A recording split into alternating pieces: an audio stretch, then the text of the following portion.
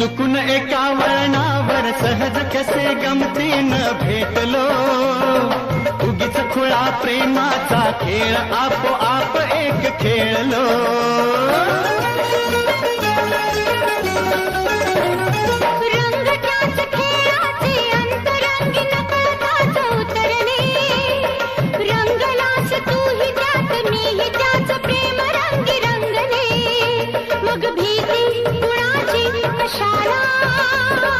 भीती कुणाची कशाला, भीती कुणाची कशाला, अगं भीती कुणाची कशाला.